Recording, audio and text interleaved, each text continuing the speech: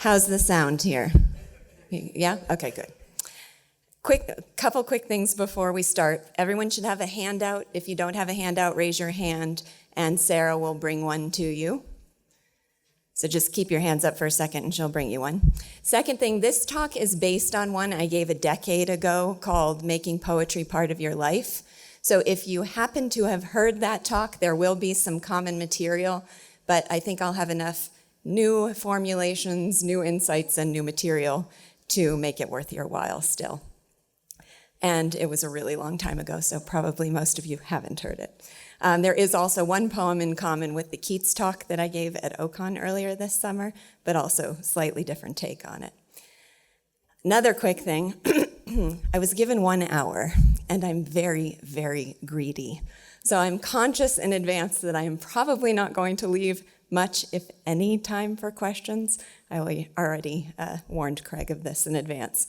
But about a century ago, there was a famous actress named Eva Le Gallienne who produced at her own expense, to the point that she had no money left over for food, the plays of Henrik Ibsen.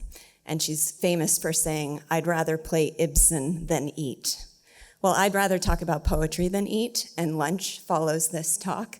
So I'll stick around as long as anyone has questions. Okay, I think that's all the provisos. I assume that everyone here consumes art in some form on a very regular basis. Each of us might do so more or less often given our particular interests or given the period of time in our lives, and we might seek out art of greater or lesser complexity or sophistication. But we all seem to feel that fundamental and inescapable human need for the inspiration, the relaxation, and the rejuvenation that's given to us by art. So, by a show of hands, to fulfill that need, how many of you turn at least a few times a month to television? Almost everyone. To movies? To novels? To classic novels by Dostoevsky, Tolstoy, Hugo. The numbers are starting to dwindle. This is why you need the Read With Me app. And how many of you turn at least a few times a month to classic poetry by authors such as Tennyson, Keats, Wordsworth, and John Donne? Wow, that's not very many hands. I am not surprised, and I don't in the least blame you. I do blame your education, my education, these days almost everyone's education, for failing to make palpably and unforgettably real to you the distinct power of poetry to enrich your life. I was fortunate enough to learn that power in spite of my education, and now I can no longer imagine my life without it. I think the reason most people don't consume poetry regularly is actually the very reason it is so fulfilling if you do. It is so dense with value that the value is not readily and immediately accessible. Allow me to illustrate. For the next few moments, I'm going to probably perplex, mystify, and bore you. Doesn't that sound like a good start to a lecture? In other words, I'm going to read you a great classic poem, Cold. It is called On First Looking into Chapman's Homer by John Keats. This, by the way, is a drawing, this is Keats, drawn by my daughter of a drawing by Keats's friend Charles Brown. Okay, so here is On First Looking into Chapman's Homer. Much have I traveled in the realms of gold, and many goodly states and kingdoms seen. Round many western islands have I been, which bards in fealty to Apollo hold. Oft of one wide expanse had I been told, that deep-browed Homer ruled as his demesne. Yet did I never breathe its pure serene, till I heard Chapman speak out loud and bold. Then felt I like some watcher of the skies, when a new planet swims into his ken, or like stout Cortez, when with eagle eyes he stared the Pacific, and all his men looked at each other with a wild surmise, silent upon a peak in Darien. Are you enlightened, inspired, stirred deeply with emotion? Probably not. Nor did I the first time I read it. Almost without exception, when I encounter a great poem for the first time, it reads a little like flowery and archaic gibberish, and it leaves me emotionally flat. I think it is that experience that prompts many people to turn from poetry, believing it a barren source of amusement that aesthetes and snobby intellectuals make a pretense of enjoying. But now I love On First Looking into Chapman's Homer so much that it was torture for me to read it like I just did, and I feel as if I have committed a sacrilege. I hope Keats, who has surely rolled over in his grave at this point, will forgive me for it in light of my larger purpose. It is the richness of the language, the subtlety of the imagery, the musical form of the words in poetry that makes it difficult to access upon first reading it, and richly rewarding once you do. What I want to do now is demonstrate how to unlock a poem's power. If I do it right, you will both learn to love this poem as I do, and more important, learn a method for accessing the rich treasury of countless other great poems that exist. So let's dive in. After you've chosen a poem to take on, the first task is simply to get out your dictionary and start looking up words. Unfamiliar words. And by unfamiliar, I mean any words you don't know well enough to be able to articulate a clear definition. And any words you think you know, but suspect might admit of different meanings.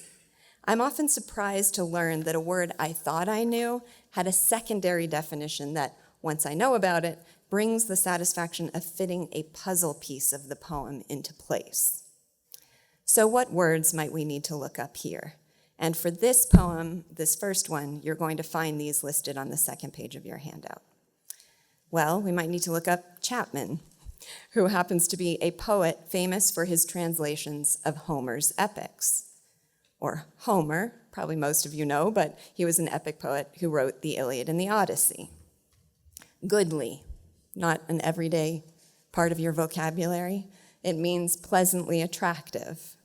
Bards, you might know, it's an archaic word for a poet. I didn't realize it usually refers to someone who recites epics. Fealty means loyalty or devotion. Demean, I certainly didn't know that word. I didn't even know how to pronounce it. And it means land of an estate or property. Serene, this is a great example. You use that word, but it also has an archaic meaning that means an expanse of sky or of calm sea. Ken, range of knowledge or sight. Stout, I usually think of as portly, but it also means brave and determined. Cortez was a Spanish explorer of the Americas. It was actually, Keats got it wrong in his poem Balboa and not Cortez who discovered the Pacific, but he's very forgivable for that mistake for reasons we'll get to in a minute. Surmise is a supposition that something may be true, and Darien is a province in Panama. Now, I had to go through that very quickly. If we were in class, we would take time to look those up together and make sure that we understand the meanings of each of the individual words. Once you feel confident that you know the meanings of the individual words, your next task that I give you is to translate the poem, line by line, into plain prose. Now, in doing so, we're going to be robbing the poem of almost all that gives it the distinct power of poetry, a distinction that I'm going to be elaborating on in a moment. But these translations, as I call them, are an important stage in the process of getting to the point that you can appreciate the poem for all it's worth. So let's take a few minutes to translate Chapman's Homer. Again, if I were teaching this in my classes, we'd spend a lot of time going back and forth, you proposing translations, me helping to refine them. But since we have a short time together, I'm going to shortcut that process a little bit and just provide the translations for you. So the first line, much have I traveled in the realms of gold, and many goodly states and kingdoms seen. So I would translate this simply as, I've traveled to many enchanting lands.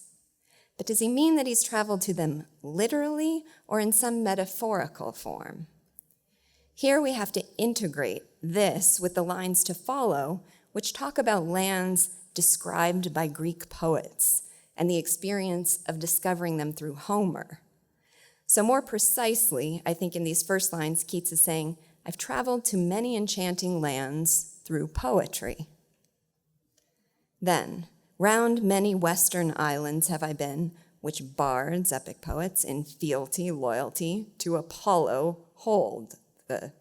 So here he's saying he has specifically explored western islands described by poets who wrote in tribute to the Greek god Apollo. In other words, to refine our translation, I've read many versions of ancient Greek epic poetry. So he's traveled to lands through poetry, he's read ancient Greek epic poetry. Then the next lines, oft of one wide expanse had I been told that deep-browed Homer ruled as his demesne. So Keats had often been told that the great epic adventures were best told by Homer, that these were his domain. Yet did I never breathe its pure serene till I heard Chapman, the translator of Homer, speak out loud and bold. In other words, Keats had never experienced the greatness of Homer for himself, never truly felt it, never breathed it until he read the Chapman translation. In this last section, then felt I like some watcher of the skies, we have Keats's reference to an astronomer and to Cortez. Keats is saying that a poet first discovering the beauty of Homer's poetry, thanks to Chapman, it was an experience so wondrous and so awe-inspiring that it felt akin to an astronomer discovering a new planet, or an explorer first sighting a previously undiscovered ocean. Now, doing these translations takes work. And in doing that work, it can be very helpful to simply Google the title of the poem and the word analysis. What you get will vary tremendously in accuracy and helpfulness, so you do have to sort the wheat from the chaff. But if you browse through the top listings, you will inevitably find some that help to clarify particular lines when you feel stuck. You will also sometimes discover short biographical anecdotes as context for the poem that can contribute still another dimension to their enjoyment. Anecdotes like this one about on first looking into Chapman's Homer. John Keats lived a short life marred by tragedy. Both parents died when he was very young. He was left with no inheritance and struggled all his life with poverty. He fell madly in love, but was unfit for marriage, both because of his financial situation and because of the growing signs that he was suffering from tuberculosis, which he succumbed to at the age of 25. Keats once said, I have never known any unalloyed happiness for many days together. The death or sickness of someone has always spoiled my hours. Much of the happiness he did know in his short life came from the time he spent with his beloved friend and tutor, Charles Cowden Clarke.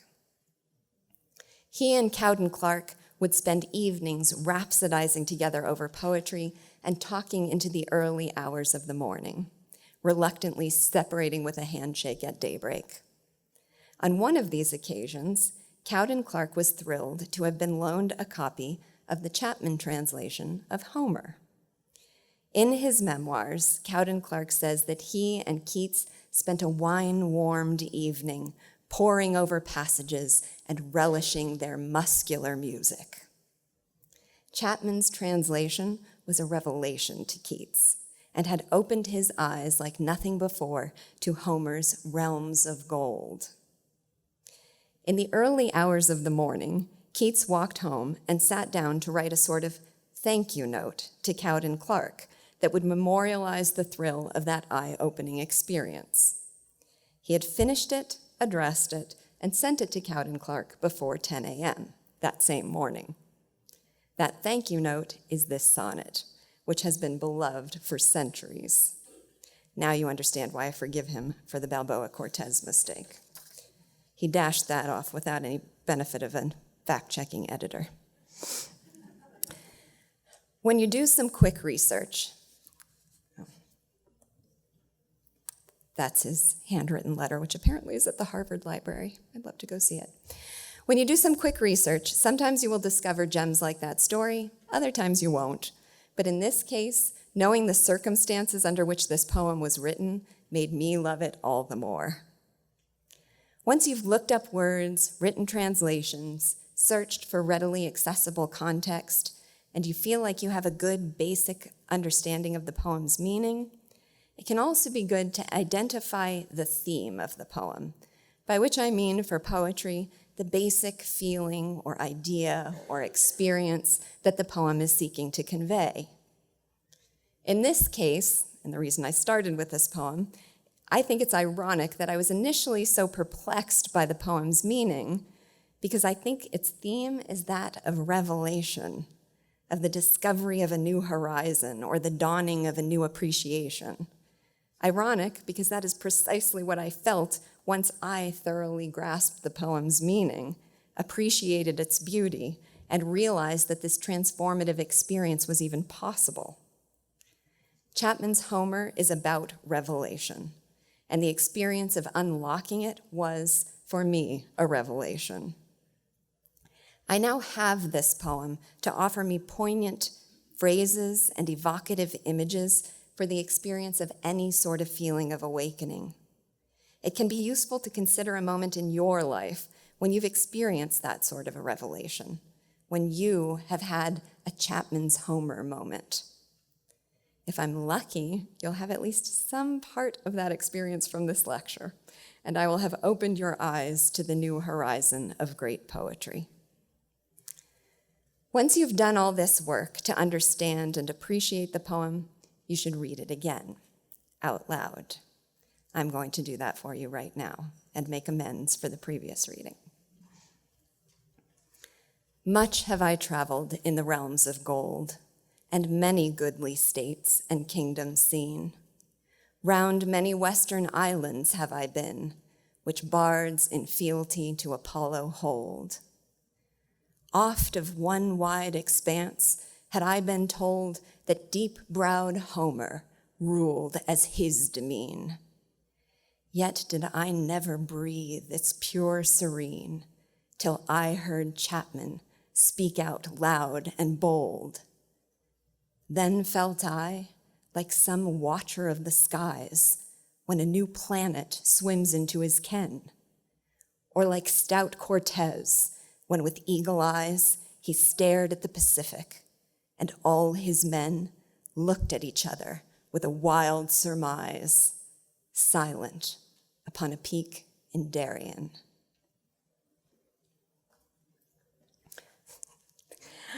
I hope that experience was different from the first.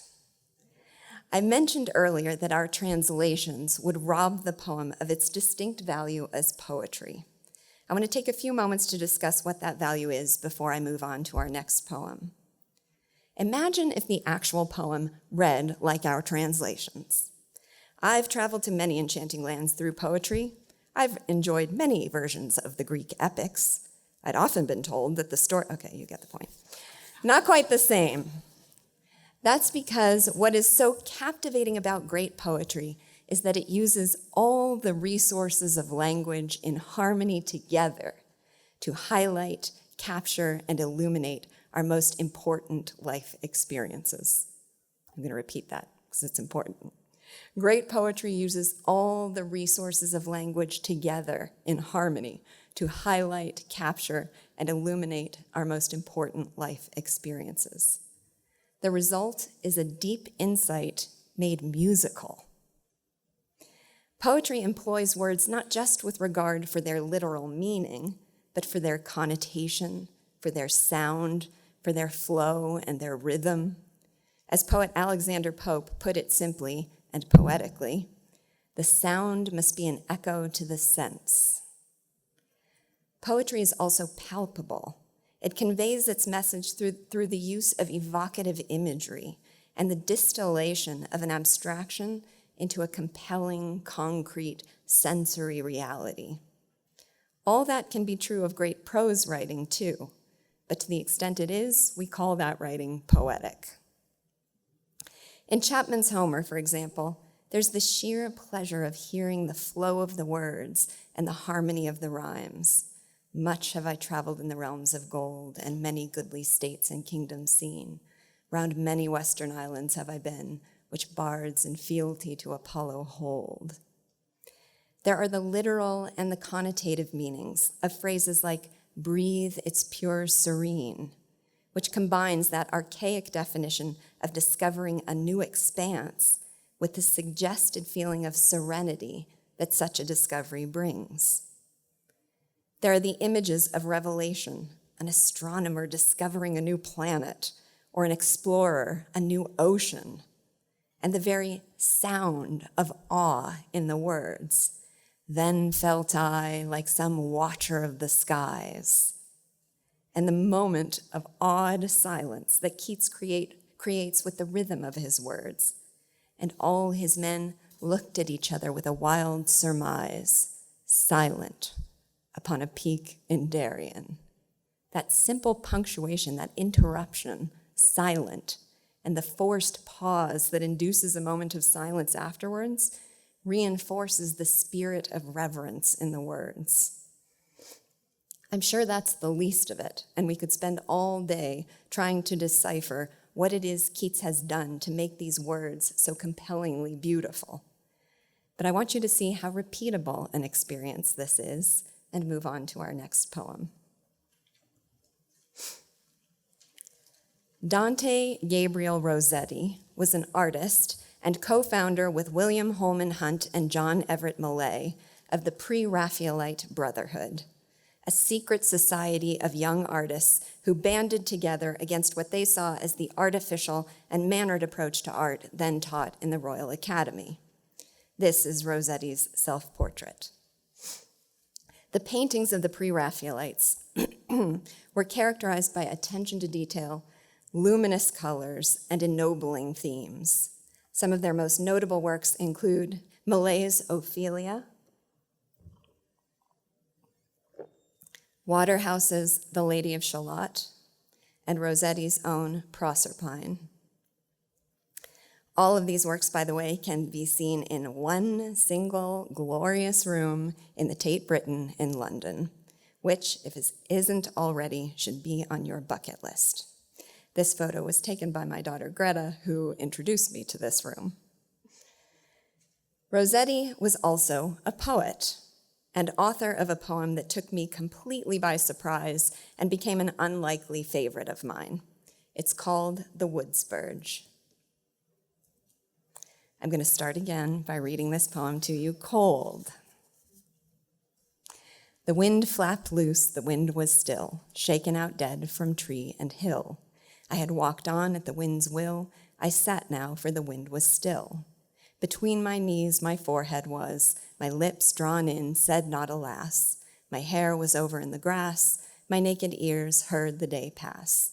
My eyes wide open had the run of some 10 weeds to fix upon. Among those few, out of the sun, the woods birch flowered, 3 cups in one. From perfect grief there need not be wisdom or even memory. One thing then learnt remains to me.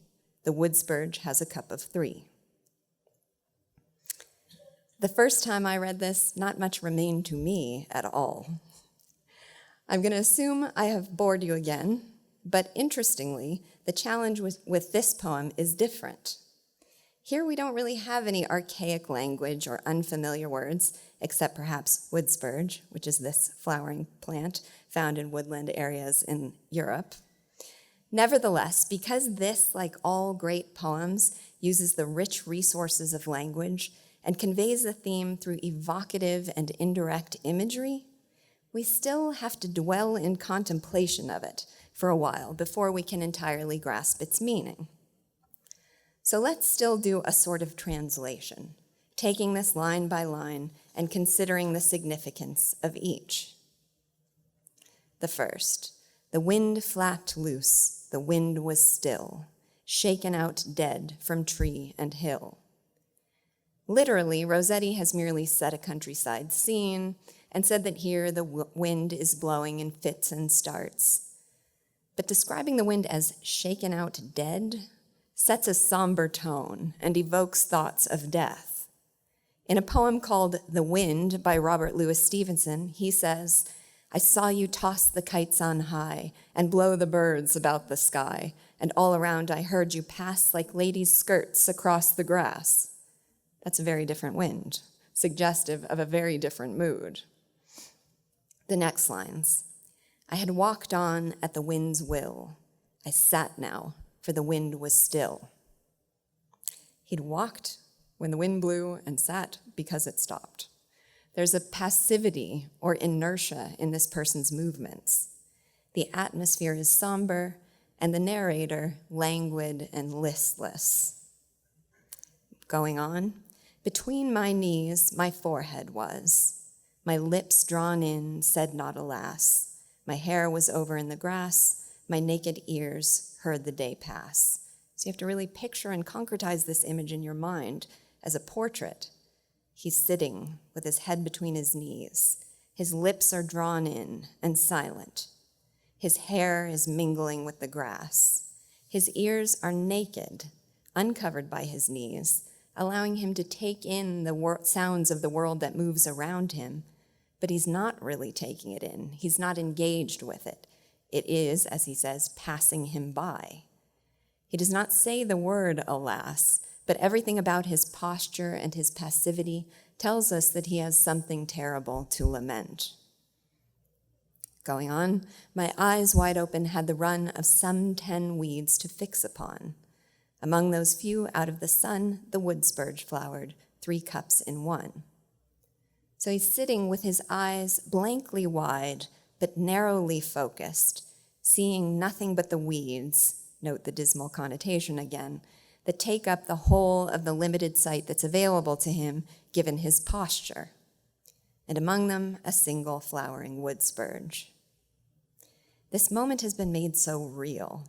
You can picture this man walking idly at the wind's will, sitting down in a stupor, and so numbed to the world around him that he's incapable of noticing anything but the weeds between his knees. But what's the point? Well, Rossetti tells us, "From perfect grief there need not be wisdom or even memory. One thing then learnt remains to me. The Woods Birch has a cup of 3.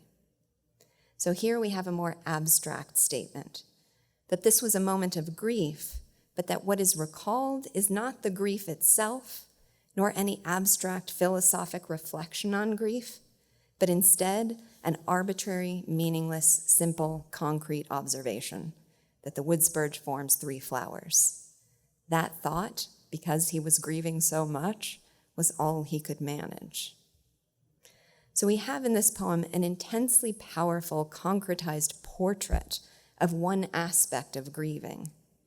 Rossetti describes the feeling of being dazed, unfocused, numb, unconscious of the world that passes by in its normal course of activity, capable of no real thought and not even any distinct emotion, with the ability to do nothing more than passively note what is immediately before you. Without mentioning anything abstractly about what it feels like to grieve, I think Rossetti has presented a forceful image of the nature of grief. In this poem, Rossetti was capturing something insightfully universal in an experience that was also, for him, intensely personal. His wife, Lizzie, a poet, artist, and common model for the pre-Raphaelites, this was their marriage portrait, was frail and ill when they married, likely from tuberculosis. Soon after, became pregnant with and gave birth to a stillborn child, and then died of an overdose of laudanum, possibly in suicide. One day, in a state of total despair, Rossetti idly picked up a book of natural history and came upon a picture of a Woods Birch. According to his biographer, he was tired and dejected, could see, think of nothing but the Woods Birch engraved in the book on his knee. Out of this, he made a poem, so sincere, profound, and terse that it affects its readers as an experience of their own. With our definitions, translations, and context behind us, let me read it to you again. Imagine Rossetti in his deep mourning, as I do when I read it. The wind flapped loose, the wind was still, shaken out dead from tree and hill. I had walked on at the wind's will. I sat now, for the wind was still. Between my knees my forehead was, my lips drawn in, said not alas. My hair was over in the grass, my naked ears heard the day pass. My eyes, wide open, had the run of some 10 weeds to fix upon. Among those few, out of the sun, the Woods Birch flowered, 3 cups in one. From perfect grief, there need not be wisdom or even memory. One thing then learnt remains to me. The Woods Birch has a cup of 3. In her remarkable book, Poetry, A Guide to Its Understanding and Enjoyment by Elizabeth Drew, she says, the best religious poetry never preaches. It communicates what it feels like to have the poet's faith. Here, Rossetti does not preach to us what about grief, but makes us feel deeply and poignantly what it means to grieve. From this moment, I conceptualized the idea of I conceptualized the idea of what it is to have a Woods Birch moment. The most unforgettable of such moments for me was the morning of 9/11. I was getting ready to start my day when I received a call from my friend Amy Peikoff asking, "Have you heard the news?"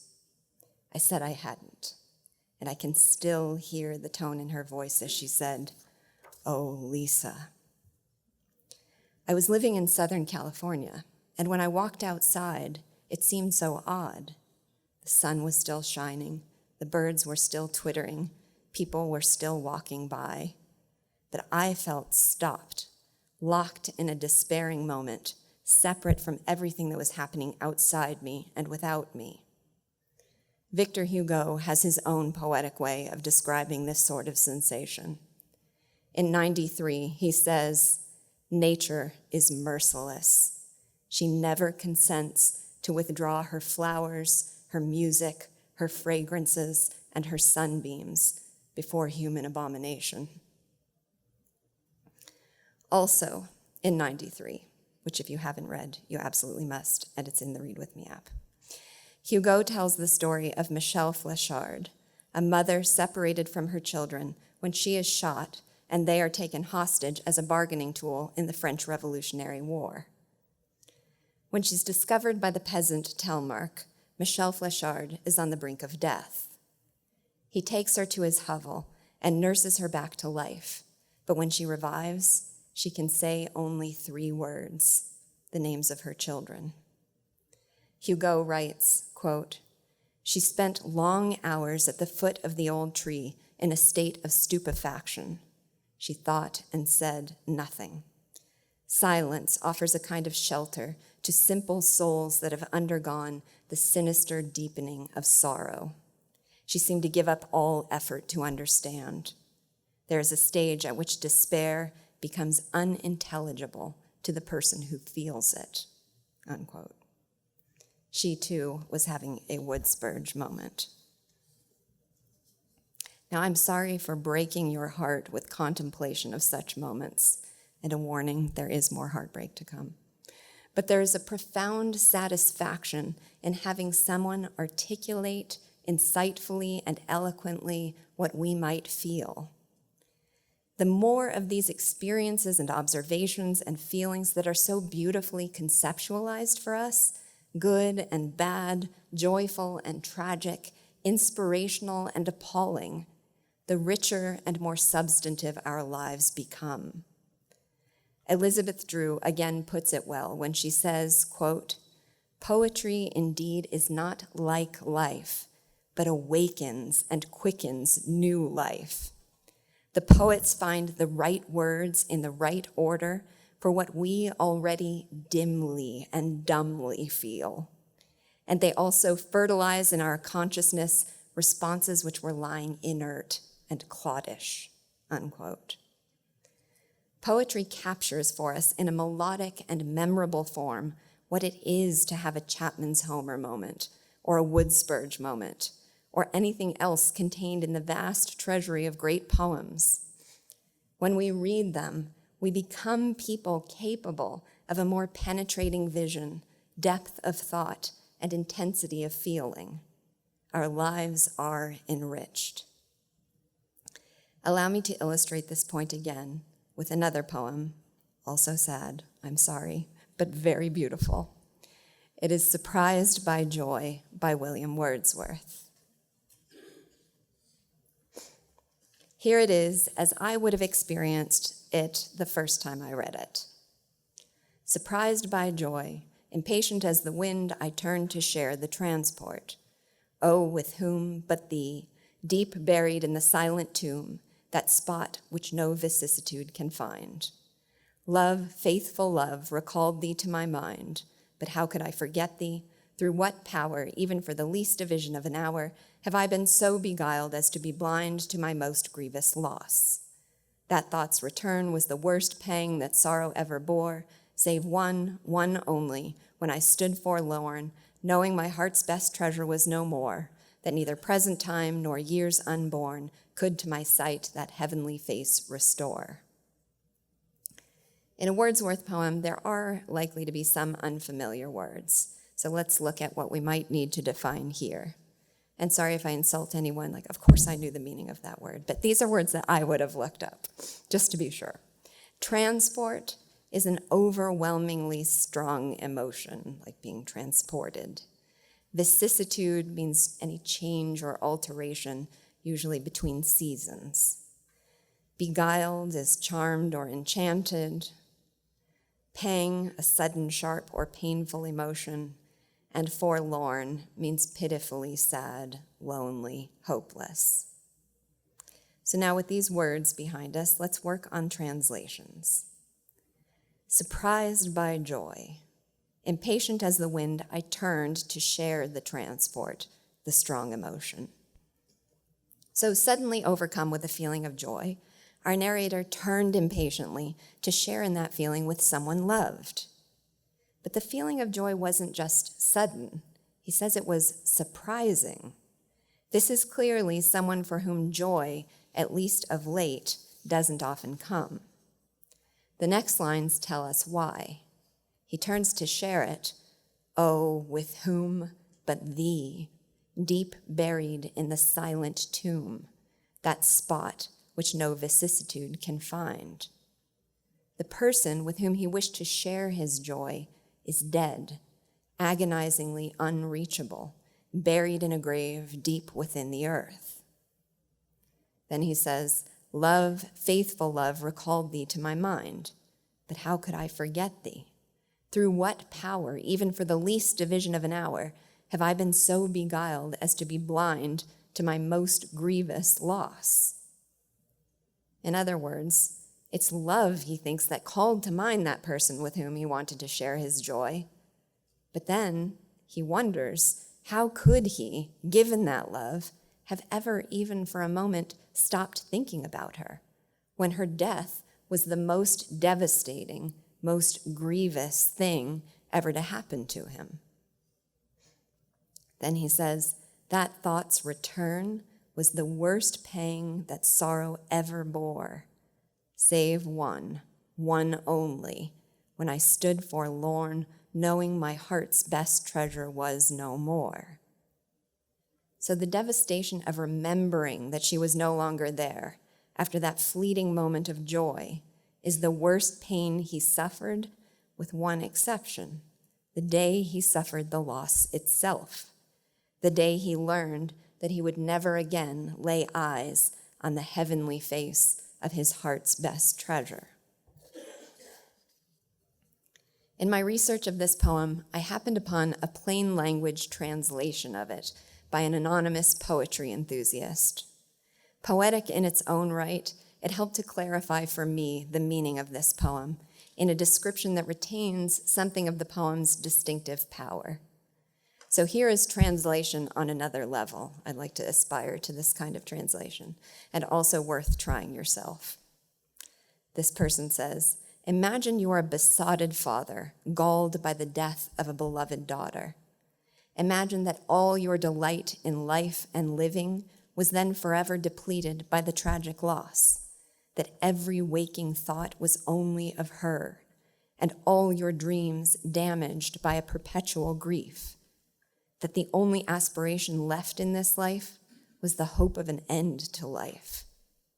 Now imagine a moment, the briefest of moments, when your dejection evanesces, when for some reason you forget your daughter was dead, and all the cause of your disconsolate grief was evaporated in a moment of elation and ineffable joy. You turn to the person you've always shared these moments of ecstasy with, for at last, after long abeyance, there's joy in your life once more. But the person isn't there, for she is dead. How on earth could you forget? And your grief returns with a pang surpassed only by that first time you lost her forever. Even in the moment you forgot her, your thoughts were only of her. This is the nature of love. This poem is about grieving the death of a loved one. But rather than taking this theme on abstractly, Wordsworth gives his poem poignancy by capturing with excruciating vividness a moment of grieving, the experience of a transient feeling of joy when you forget, and then the compounded pain of remembering. So let me now read this poem to you again. Surprised by joy, impatient as the wind, I turn to share the transport. Oh, with whom but thee, deep buried in the silent tomb, that spot which no vicissitude can find. Love, faithful love, recalled thee to my mind. But how could I forget thee? Through what power, even for the least division of an hour, have I been so beguiled as to be blind to my most grievous loss? That thought's return was the worst pang that sorrow ever bore, save one only, when I stood forlorn, knowing my heart's best treasure was no more, that neither present time nor years unborn could to my sight that heavenly face restore. I've recommended that once you understand a poem, you connect it to other experiences. I want to share with you a connection to this poem that hit me like a ton of bricks. It was a moment I read about in the biography of Richard Feynman. Feynman, if you don't know of him, was a brilliant physicist and Nobel Prize winner, famous for his discoveries in the fields of quantum mechanics and his contributions to the Manhattan Project. Feynman has become a particular hero of mine because of his views on education. I highly recommend the BBC special called The Pleasure of Finding Things Out. I love him too because he appears to have been a great romantic. Feynman's wife, Arlene, was diagnosed with a serious case of tuberculosis before they married. Look at all the tragedy that has been eliminated by eliminating the threat of tuberculosis. His parents opposed him marrying a sick girl, but he was resolute. He said, I want to marry Arlene because I love her, which means I want to take care of her. That's all there is to it. I want to take care of her. Arlene lived in a hospital in Albuquerque while Feynman worked on the Manhattan Project, and he remained loyal, devoted, and attentive, making sure she was well cared for, visiting her almost every weekend and writing to her several times a week. She eventually succumbed to the disease. Feynman, an avowed atheist, wrote a letter to Arlene years after her death. It read, Darlene, I adore you, sweetheart. It is such a terribly long time since I last wrote to you, almost 2 years. But I know you'll excuse me because you understand how I am, stubborn and realistic. And I thought there was no sense in writing.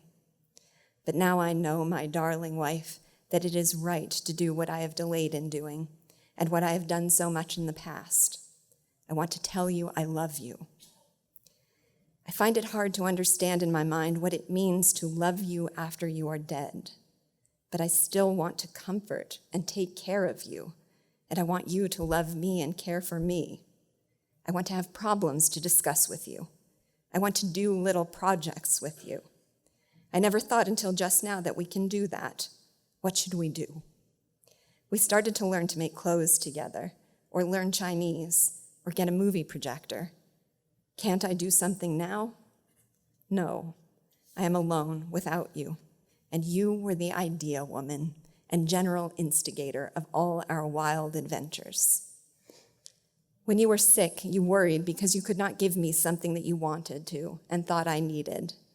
You needn't have worried. Just as I told you then, there was no real need because I loved you in so many ways so much. And now it is clearly even more true. You can give me nothing now, yet I love you so that you stand in my way of loving anyone else. But I want you to stand there. I'll bet that you are surprised that I don't even have a girlfriend after 2 years. But you can't help it, darling, nor can I. I don't understand it, for I have met many girls and very nice ones, and I don't want to remain alone. But in 2 or 3 meetings, they all seem ashes. You only are left to me. You are real. My darling wife, I do adore you. I love my wife. My wife is dead. Rich. P.S. Please excuse my not mailing this, but I don't know your new address. I read this to you to show that he was clearly, madly in love and thoroughly devastated by his loss. But when Arlene died, Feynman was stoic. When friends at Los Alamos asked after her or tried to console him, he would say, "She's dead, and how's the program going?" In Feynman's own recollection, recorded in the autobiographical "What Do You Care What Other People Think?" Great title for a book, he did not cry for a full month after her death. Then, one day, he was walking by a boutique and saw a dress in the window and thought, Arlene would like that. Then, only then, after the brief, fleeting moment that she was still there and the dreadful recollection that she was gone, did he break down in devastated tears. He succumbed to his grief only after having been surprised by joy.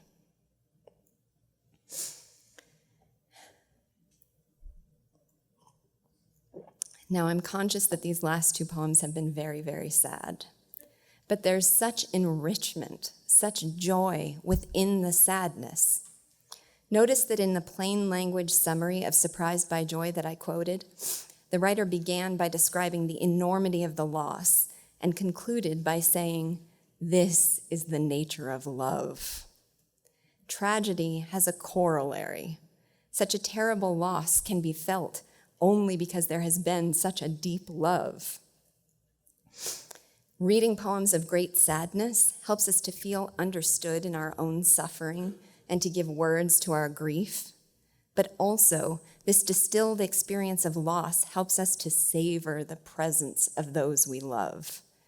And, too, anything that makes us feel deeply and meaningfully stretches the very capacity of our souls. That's why I love sad poems. But nevertheless, as I was preparing this talk, I resolved that I should end on a happy note. So I sincerely thought to myself, what is the very happiest thing I could possibly share? Pictures of my kids. But no, something more appropriate to our purpose. And for me, right now, there was an easy answer. because I am completely obsessed and madly in love, my husband understands, with Edmond Rostand. If you know that name, you probably recognize him as the writer of Cyrano de Bergerac, the swashbuckling poet with the heroic soul and the enormous nose. If you don't know it, I'll repeat the story told many times before, that when Ayn Rand was asked what were her 3 favorite plays, she answered, Cyrano de Bergerac, Cyrano de Bergerac, and Cyrano de Bergerac. So let me say just a quick word about that play. Cyrano is the story of a passionate and principled hero who will make no compromises in the pursuit of the ideal. This enormous poster hangs prominently in my living room. His principled nature earns him many enemies, but when he sees the supplicating way that other people make friends, as he says, a dog makes friends, he thinks to himself, thank God, there goes another enemy. The play features an idealist and is written in a spirit of idealism. It is composed in exquisite verse and uncompromising in its display of lyrical beauty. It was written at the close of the 19th century, when French theater was increasingly dominated by cynicism and naturalism.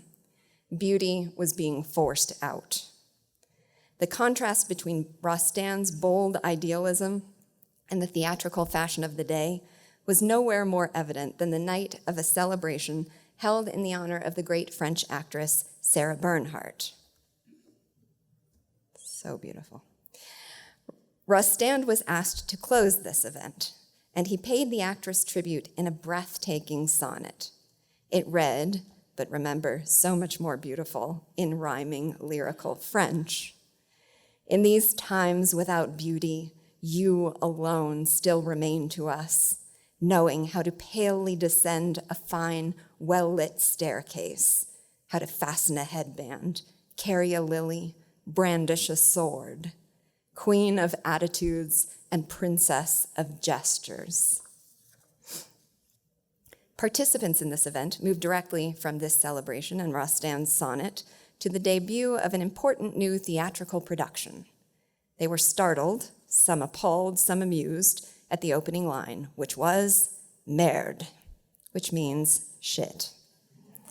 Biographer Sue Lloyd comments when she tells this story, the 20th century had arrived. It sounds to me like a scene straight out of an Ayn Rand novel. It is because he regarded the world in which he lived as so alien to his own soul that Rostand was terrified that Cyrano de Bergerac would be a flop. Would modern audiences who attended that be receptive to Rostand's old-fashioned devotion to uninhibited beauty? Producers were also unsure, and Rostand had to pay most of the production costs himself. The night before the debut, he was found weeping in the dressing room of the play's star, Benoit Constant Coquelin. Rostand said, "Forgive me, my friend, for having dragged you into this disastrous adventure." But Coquelin replied confidently, looking him in the eye, "There is nothing to forgive. You have given me a masterpiece."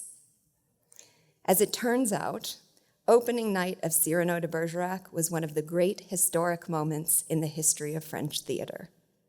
By the third act, in the middle of the play, ladies were throwing their gloves and men their opera hats on stage. The audience started invading the wings to congratulate Rostand and the other authors before the play was over. Sorry, other actors, one author. After the final act, the crowd leapt to its feet in unison and cheered for hours, literally. There were 40 curtain calls. 40. I want to live in that world. Men who were supposed to fight duels the next day embraced and called them off. The crowd burst into a spontaneous rendition of the Marseillaise, and one of Rostand's bitter rivals wrote in his journal that night, "Flowers, nothing but flowers, simply all the flowers for our great romantic poet." Coquelin, the actor who had called the play a masterpiece, would go on to play the lead in Cyrano de Bergerac 995 times. He died just before he could make the 1,000th celebration. And the person who did perform the 1,000th performance stopped in the middle of it to pay tribute to Coquelin. According to biographer Lloyd, Cyrano de Bergerac was the most unanimous triumph in the history of theater in France.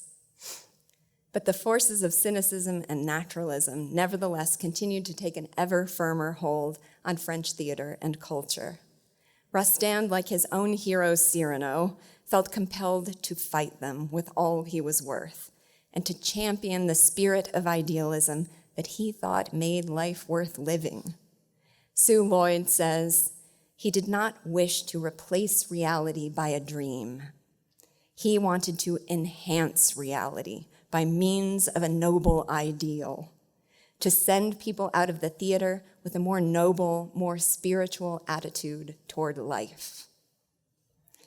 Meanwhile, Cyrano de Bergerac was such an enormous success that Rostand became a household name, and he had to move to the countryside to escape the pressures of celebrity. He fell in love with Cambo-les-Bains, a pastoral region near the border of Spain. There, Lloyd says, all the poetry of nature had suddenly entered him. He was delighted, as if he had acquired another treasure for his poetic soul. One day, he was out walking in the country, and a barnyard scene caught his eye. A blackbird hopping in a cage seemed to be mocking a cock that had just blithely entered the scene. The blackbird in his mind was the cynic, the cock the idealist.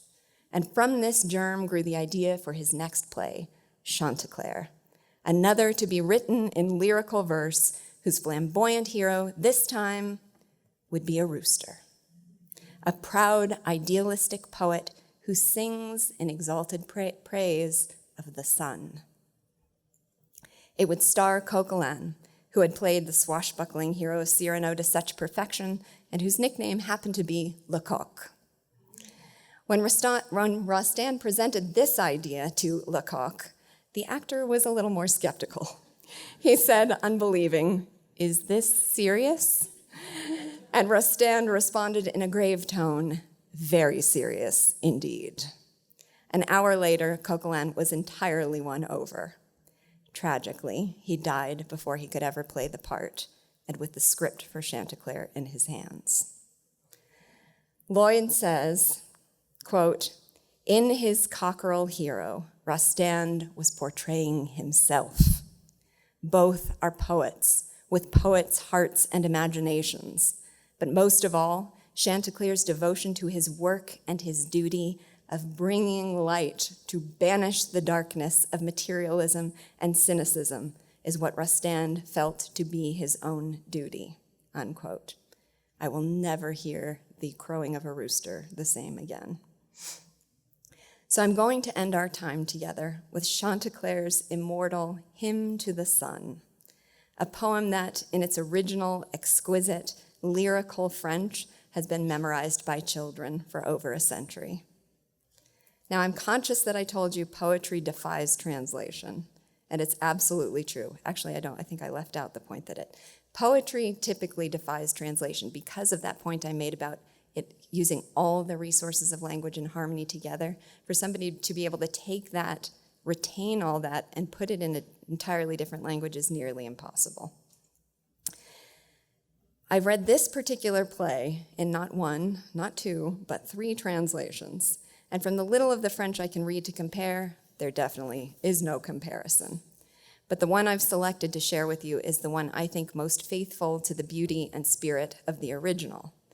And it happens also to be a translation by K. Nolte Smith, who was at one time friends with Ayn Rand and wrote for the Objectivist newsletter. Chanticleer is a rooster whose cry raises the sun and banishes darkness from the earth. Rostand is a poet whose verses champion the noble and decry the darkness of cynicism. In the Hymn to the Sun, you should hear the theme of this and all of Rostand's work. An ordinary life lived by the light of a great ideal is made glorious, just as the earth is transformed by the light of the sun. Sit back and bask in the warm light of the hymn to the sun. Now you can read along if you're more comfortable doing that, but I also have prepared some images to go along with our poem, so whatever you prefer. You dry the tears of the tiniest weeds with ease. You bring dead flowers to life in the butterfly. You warm the wind that cajoles the cherry trees to shed their blooms like destinies so they may grow and multiply. I worship you, O sun, whose aureole to bless each brow and turn all nectar sweet, surrounds each cottage and fills each flower's bowl. You divide yourself, but are always whole. Like mother love, you stay replete. I sing of you. Take me as a priest of your mass, you who use soap bubbles as a place to dwell, and often choose when you sink below the grass to let the humble window glass hold the torch of your last farewell. You make the sunflower lift her head to explore. You burnish my brother of gold on the weather vane. You steal through the trees, and down through the leaves you pour a shifting, drifting golden floor whose beauty footsteps would profane. You glaze the pottery jug with a single stroke. You make a flying flag of a drying towel. The haystack, thanks to you, wears a golden cloak. And her little sister, the beehive, woke this morning wearing a golden cowl. Glory to you upon the fields, upon the vines. From the tops of the hills to the valley, your blessing prevails. On the wing of the swan, in the eye of the lizard it shines. O you who draw the broad outlines and render in the last details. For all you touch, you cut out a darker twin who stretches and goes to bed at her sister's feet. You double the number of things we can revel in, for each has a shadow next of kin who's often lovelier to meet. You fill the air with scent, the stream with fire. You make the bush a place where a god may light. You turn the gloomy tree to a sacred choir. Without you, things could not aspire past what they are to what they might. I close with this poem because Rostand is showing us that what the sun can do for reality, poetry can do for life. It can inspire us with ideals, reveal the depth beyond the surface, burnish our lives with beauty, turn the simple into the sacred, and make us aspire past what things are to what they might. I hope that's something you've experienced today. I hope it will help you to enjoy this a little more this week, the Park City sun and the idealism with which you are surrounded. And I hope that when you go home, you will continue to enrich your life with poetry. Thank you.